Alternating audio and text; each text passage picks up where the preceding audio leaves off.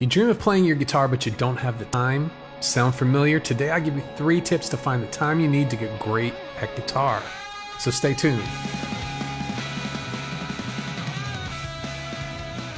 Hello and welcome, friends, to episode 144 of the Play Guitar Podcast. I'm Lee, and this is the podcast that's determined to make you a better guitar player. No matter if you're just starting out or you've been playing for years, this is a show that will help you become the guitarist that you always wanted to be. Another week goes by and you didn't touch your guitar. Or maybe you got a few minutes here or there, but nothing that's enough to move you forward. Maybe it could be you cranked up your amp, you plugged in your guitar, you stomped on your pedals, you enjoyed playing for a few minutes, and then you got distracted and moved on to something else. Whatever the reason is, it just doesn't feel like life and guitar want to make friends. You feel yourself slowly moving away from the guitar and you get frustrated. Man, I want to play this thing and get good. That guy's playing good guitar. What's he doing that I'm not? Well, if just giving up is not an option for you, you need to fight back. You need to find more time for guitar and make it more valuable. The first thing you can do is start carving out some time. Well, what do we need to make that happen? How do we carve out some time for guitar? First, start off with making a schedule of your day.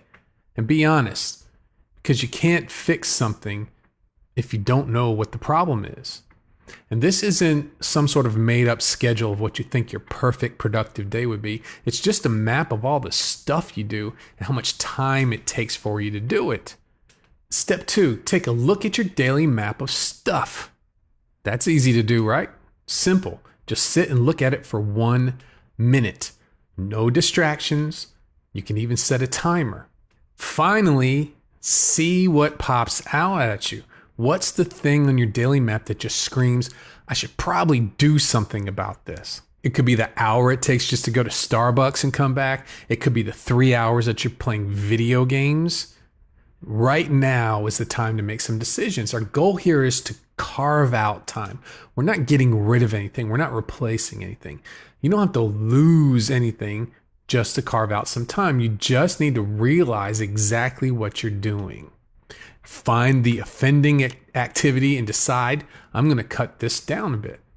Is this something that happens at a regular time period, or is it just something that you find yourself doing? If it is at a regular time, you can be more exact with your decisions. But if it happens from time to time, you can associate your guitar playing with that activity. Every time I watch a movie, I follow it up with 15 minutes of guitar, for example, right? So the final step is to decide what's a reasonable amount of time to play, say, video games, and how much of that time can I put towards guitar. Remember, the key to getting better on guitar is repetition. It's not huge monster practice sessions. That in itself should make your decision a lot easier. Okay, how do we do this? The first thing that may happen when you use this carved out time is to try to rush into it. It's not always that easy. Sometimes it's hard to switch gears that fast. You need to ease into it. There's a stress, the stress of having a limited time to play, knowing that there's a whole lot of time for you to get a lot done. So entering into a musical practice or even a performance when you're stressed out, it's never a good thing. You're going to have difficulty remembering what you worked on or what you needed to remember to even do the performance. Your thoughts are not going to be on what you're doing. Your thoughts are focused on that rush you're in to get the things done. When you have a regular recurring practice time, even if it's a carved out time, it's not a big deal if you aren't super productive every single day. Some days are going to be better than others, and that's okay. Your progress comes from that repetition. It could be over days, weeks, and even months. It's not the stress of fitting it all in a limited amount of time. Learning to stop playing on purpose. This one's personal, definitely personal.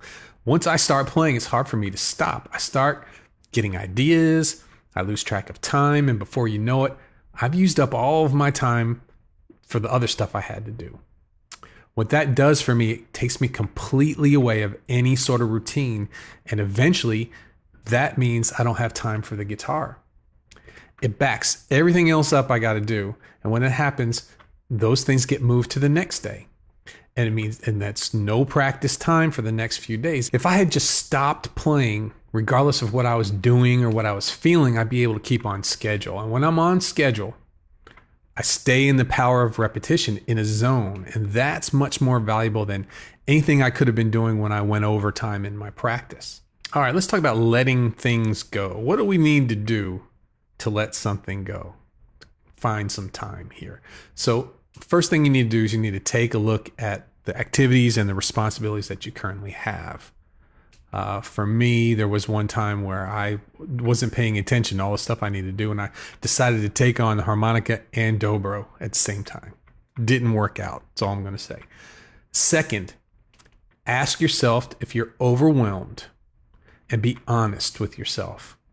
And third, think about what your life would be like without each of these activities, guitar included. Just think about it. The fact that you're listening to this makes me feel confident that you're trying to put guitar as a priority. But now it's time to make some decisions. Are you going to clear the way for something valuable to you or not? And to what extent are you going to let this go? Say there's something that you're doing that maybe you just do it on the weekends or, something like that. When are you going to do this too? Is a big thing. A lot of people put big changes like this off. My recommendation is today. So how do we do this? How do we let something go? It's not so easy to do. It's actually not so easy to answer either, but I have some ideas about this. The first one is to think of this as a complete replacement. And this is how I got away from playing video games all the time. The time I spent playing video games, I just kept walking past the TV and towards my guitar. When it was time where I would normally go and play video games, I just set my amp and guitar up right past it and just walked right past it. And it worked out. That's what I did at those times. Another thing you could do is talk to the people around you for support. Your friends, your roommates, your family members. Sit them down and say, I really want to make something a new priority for me, and I could use some help with that. Give them license to call you out if you're not doing it. And make sure that they know that you're not going to get offended when they do that. How about this? Sometimes you just need a reason to play, to find some extra time. What's great for this is to have inspiration to play. And when you're inspired, and that gives you a reason to play, finding time is much easier. It's easy because your playing is moved from being a sometimes thing to being the main event. So what do we need to have a reason to play guitar? One way to have a great reason to play is to achieve a goal. And finding the thing that you just have to be able to do at all costs is a great motivator. Setting a goal, whether it's a short-term one or a long-term one, it sets your playing on fire. Do you have any set goals that are more specific than I just want to get better at guitar? If you don't, give this a try. And you can start with something silly, like, I'm not going to put my pick in my mouth when I practice this week. So when you practice that, when you achieve that, and you should if you think about it, right? It's just a short step to achieving your next goal. You start to get on a roll. And you get used to achieving small goals. It's addictive in a good way. Another great reason to play is because you need to prepare for a gig. Playing for actual people is exciting and it's fun, but it's also very stressful at first. You're pouring your heart out for a group of strangers, and that's never easy. And the anticipation of that, it makes you freeze in your tracks. And it can even be days before you actually have the gig. You know that feeling. But just knowing that being well prepared will kill any anxiety that you have in a musical situation. That's the key to getting used to playing out. Another great reason to play is to keep up with a group. Having a good group of folks that like to play together is so much fun. And this kind of informal get-together, it's very important for growing as a musician. That being said, no one wants to be the one that holds everybody in a group back, right? Keeping up with the people you're playing with is instant inspiration, and it gives you a very focused reason to practice. So now it's time to make some decisions. Let's decide to put ourselves in a situation that puts guitar first. And then we're going to decide we're going to take our practice time and we're going to focus that practice time on the situation we're putting ourselves in. And we're going to make this a daily practice routine because that's the fastest way to progress and to stay confident in whatever the situation that you've decided to be in. Thanks for finding the time to talk guitar with me today. I've got a free gift for you. It's my free practice room setup checklist.